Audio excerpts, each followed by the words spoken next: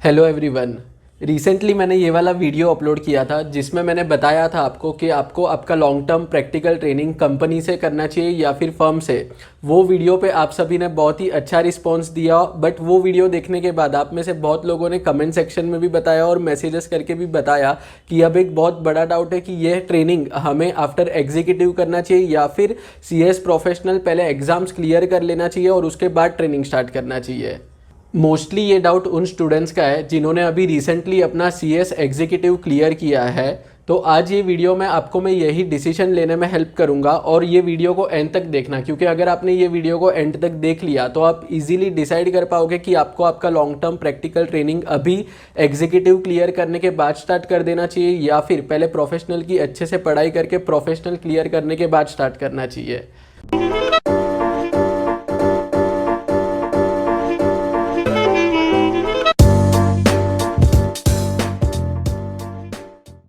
अब आपको ये क्वेश्चन का आंसर एकदम सिंपल लैंग्वेज में मिल जाए उसके लिए मैं आपको 3 फैक्टर्स बताऊंगा जो आपको कंसीडर करने चाहिए अगर आप प्लान कर रहे हो कि आपको ये ट्रेनिंग स्टार्ट करना है CS एग्जीक्यूटिव क्लियर करने के बाद। और उसके बाद वीडियो के एंड में मैं बताऊंगा कि अकॉर्डिंग टू मी आपको आपका long term practical training executive के बाद स्टार्ट करना चाहिए या फिर CS प्रोफेशनल क्लियर करने के बाद। जो सबसे पहला फैक्टर है वो है टाइम मैनेजमेंट। अगर आप आपका ट्रेनिंग CS एग्जीक्यूटिव क्लियर करने के बाद स्टार्ट कर देते हो तो आपके लिए सबसे बड़ा चैलेंज होगा आपके ट्रेनिंग का काम करते करते उसके साथ साथ CS प्रोफेशनल की पढ़ाई करना। देखो, जब आप नया ट्रेनिंग ज्वाइन करते हो तो there is so much to learn कि आपका मैक्सिमम टाइम ट्रेनिंग में ही निकल जाता है। अगर आप कोई बड़े लिस्टेड कंपनी में हो या फिर कोई फर्म में हो तो आप सुबह जनरली स्टार्ट करोगे 9:30 to 10 के बीच में और आपका काम खत्म होते होते शाम के 7-7:30 हो जाएंगे इजीली।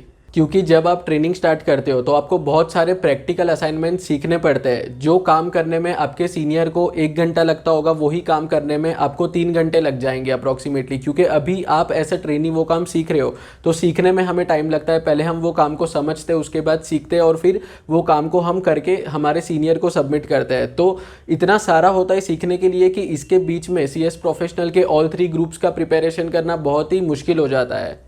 और आप आपके सीनियर को ये नहीं बोल सकते कि मुझे CS प्रोफेशनल का पढ़ाई करना है इसलिए मैं आपको आपका काम बाद में करके सबमिट करूंगा। जो डेडलाइन उन्होंने दी है उसी के पहले आपको आपका असाइनमेंट उनको सबमिट करना पड़ेगा। और ट्रस्ट मी, अगर आप लिस्टेड कंपनी से करते हो ट्रेनिंग या कोई बड़े फर्म से करते हो तो आपका वर्कलोड अच्छा खासा रहता है। मैंने अपना ट्रेनिंग लिस्टेड कंपनी से किया है तो मुझे आइडिया है कि अगर आप लिस्टेड कंपनी में जाओगे या फिर कोई बड़े फर्म में जाओगे तो कितना वर्कलोड होगा। जब बोर्ड मीटिंग होती है या फिर एनुअल जनरल मीटिंग होती है तो तब आप स्टार्ट करते हो 9-9:30 को मॉर्निंग में और आपका काम खत्म होते होते ही रात के 10:30-11 हो जाते हैं। तो ऐसे पढ़ाई और ट्रेनिंग साथ में करना बहुत मुश्किल हो जाता है। बट अगर आपको लगता है कि आप ये प्रेशर और वर्कलोड इजीली मैनेज कर पाओगे, आपका टाइम मैनेज कर पाओगे, तो आप एग्जीक्यूटिव क्लियर करने के बाद ट्रेनिंग स्टार्ट कर सकते हो। बट अगर इतना वर्कलोड और प्रेशर आप नहीं मैनेज कर पाओगे तो आपको CS एग्जीक्यूटिव के बाद ट्रेनिंग स्टार्ट करने का रिस्क बिल्कुल भी नहीं लेना चाहिए। जो सेकंड इंपॉर्टेंट पॉइंट है जो आपको कंसीडर करना चाहिए अगर आप आपका ट्रेनिंग CS एग्जीक्यूटिव के बाद स्टार्ट कर रहे हो तो वो है स्टडी लीव। CS प्रोफेशनल में अब आपके 9 सब्जेक्ट्स होंगे और 9 सब्जेक्ट्स को पहले पढ़ना और उसके बाद बिफोर एग्जाम रिवाइज करना एक बहुत ही बड़ा चैलेंज होता है। अगर आपको 9 सब्जेक्ट्स अच्छे से रिवाइज करने हैं तो उसके लिए आपको एटलीस्ट 45 to 60 डेज का टाइम लग जाएगा।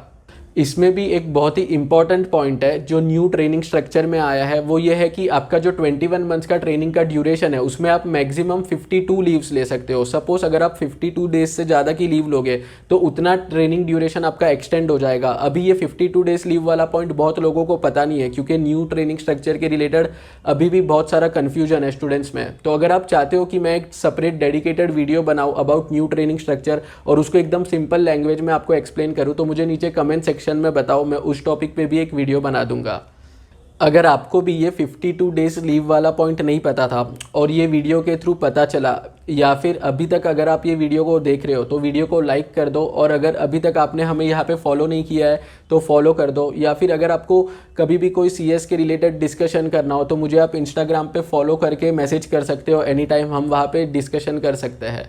अब वापस आते हैं हम हमारे टॉपिक पे कि अगर आप CS एग्जीक्यूटिव के बाद प्लान कर रहे हो आपका ट्रेनिंग स्टार्ट करने का तो at the time of joining ही आपको आपके ट्रेनर को, ऑर्गेनाइजेशन को, फिर चाहे वो कंपनी हो या फर्म, उनको eight the time of joining he inform कर देना चाहिए कि मेरे को एग्जाम के पहले इतने डेज का स्टडी लीव चाहिए होगा ताकि आगे जाके कोई भी प्रॉब्लम ना हो। इसमें आप एक बेस्ट चीज़ कर सकते हो कि eight the time of joining जो आपको ऑफर लेटर मिलता है या फिर अपॉइंटमेंट लेटर मिलता है, उसी में आपके ट्रेनर से जो स्टडी लीव वाला क्लॉज है वो लिखवा लेना, क्योंकि अगर राइटिंग में होता है तो हमेशा बेस्ट होता है। तो आगे जाके कभी भी कुछ मिसअंडरस्टैंडिंग हुई या उन्होंने अगर कुछ बोला कि अभी हम लीव नहीं दे सकते, तो you have in writing in your offer letter या फिर अपॉइंटमेंट लेटर की स्टडी लीव का जो क्लॉज है वो ऑलरेडी मैंशन था at the time of joining itself. जो थर्ड और इम्पॉर्टेंट पॉइंट है वो है less training opportunities for CS executive cleared students. तो अगर आपने व्हाट्सएप पे या टेलीग्राम पे या फिर लिंक्डइन पे कहीं पे सीएस ट्रेनी के वैकेंसी का पोस्ट देखा होगा, तो आपने अक्सर ऑब्जर्व किया होगा कि बहुत सारे पोस्ट में उन्होंने क्लियरली लिखा होता है कि CS professional past candidates will be preferred. Generally ये वाला पॉइंट बड़े कंपनीज, लिस्टेड कंपनीज और बड़े फर्म्स में होता है। तो ये रीज़न की वजह से प्रेफरेंस वो उनको देते हैं जिनका सीएस प्रोफेशनल ऑलरेडी क्लियर हो चुका है। तो अगर आपने डिसाइड किया है कि आपको आपका ट्रेनिंग सीएस एग्जीक्यूटिव क्लियर करने के बाद ही स्टार्ट करना है, तो देयर कैन बी चांसेस कि जो अच्छे अच्छे कंपनीज हो या फिर जो अच्छे अच्छे फर्म्स हो जहां आपको जाना है, जहां आपने सीवी भेजा है, वहां से आपको रिस्पांस ना आई, या फिर अगर रिस्पांस भी आए तो वो उनको प्रीफर करे जिनका सीएस प्रोफेशनल ऑलरेडी क्लियर्ड है। जबकि यही अगर आप ही आफ्टर क्लियरिंग सीएस प्रोफेशनल जाओगे तो आपको प्रेफरेंस मिलेगा, बट जस्ट बिकॉज अभी आपका सिर्फ एग्जीक्यूटिव क्लियर है तो वो कोई और को प्रेफरेंस दे सकते हैं। तो अब मैं आपको अपना ओपिनियन देता हूँ कि अकॉर्डिंग टू मी आपको आपका ट्रेनिंग सीएस एग्जीक्यूटिव के बाद स्टार्ट करना चाहिए या सीएस प्रोफेशनल क्लियर करने के बाद। मैंने खुद अपना ट्रेनिंग सीएस प्रोफेशनल कंप्लीट करने के बाद स्टार्ट किया था।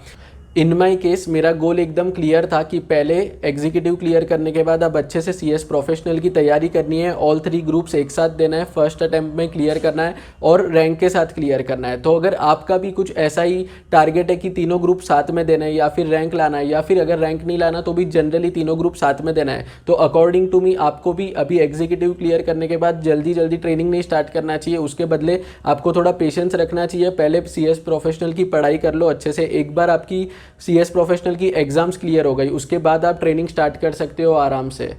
बट अगर आप आपके सीएस प्रोफेशनल के ऑल 3 ग्रुप्स एक साथ नहीं देने वाले हो, कोई भी एक ग्रुप देने वाले हो या फिर कोई भी 2 ग्रुप देने वाले हो, तो आपको आपकी ट्रेनिंग अभी स्टार्ट कर देनी चाहिए। प्रॉब्लम तब आती है जब ऑल 3 ग्रुप्स और 9 सब्जेक्ट्स आपको साथ में पढ़ने होते हैं और उसके साथ साथ ट्रेनिंग करनी होती है। बट अगर आप एक ही ग्रुप दे रहे हो या फिर कोई भी 2 ग्रुप दे रहे हो, या फिर ऐसा भी केस हो सकता है कि आपका एक ग्रुप निकल चुका है, कोई रीज़न की वजह से 2 ग्रुप नहीं निकले, तो अगर ऐसा कोई भी सिचुएशन है तो आप आपका ट्रेनिंग अभी स्टार्ट कर सकते हो और ज़्यादा कुछ प्रॉब्लम नहीं आएगी अगर एक या 2 ग्रुप है तो। अब इसमें भी एक्सेप्शनल स्टूडेंट्स होंगे जो तीनों ग्रुप का प्रिपरेशन भी साथ में कर पाए और ट्रेनिंग का भी वर्कलोड और प्रेशर हैंडल कर पाए। तो अगर आप ऐसे एक्सेप्शनल स्टूडेंट हो तो आपको भी आपका ट्रेनिंग स्टार्ट करना चाहिए। But in mostly cases normal students होते हैं। मैं खुद ये एक्सेप्शनल स्टूडेंट में से नहीं था, तो मैंने भी अपना पहले पढ़ाई क्लियर किया, प्रोफेशनल क्लियर किया, उसके बाद ट्रेनिंग ज्वाइन किया। और आई बिलीव आप में से मोस्टली स्टूडेंट्स ऐसे ही होंगे मेरी तरह, नॉर्मल स्टूडेंट्स। तो आपको जरा भी लोड नहीं लेना है, आपको पहले अपना पढ़ाई खत्म करना है, सीएस प्रोफेशनल खत्म करना है, उसके बाद ट्रेनिंग ज्वाइन करना चाहिए। तो फ्रेंड्स, आई होप अब ये वीडियो देखने के बाद आप इजीली डिसाइड कर पाओ कि आपको आपका ट्रेनिंग सीएस एग्जीक्यूटिव के बाद स्टार्ट करना चाहिए या फिर सीएस प्रोफेशनल के बाद स्टार्ट करना चाहिए। अगर आपको अभी भी कोई भी डाउट है तो मुझे इंस्टाग्राम पे मैसेज करो, हम वहाँ पे डिस्कस कर लेंगे, या फिर नीचे कमेंट सेक्शन में बताओ, मैं आपको वहाँ पे रिप्लाई कर दूंगा।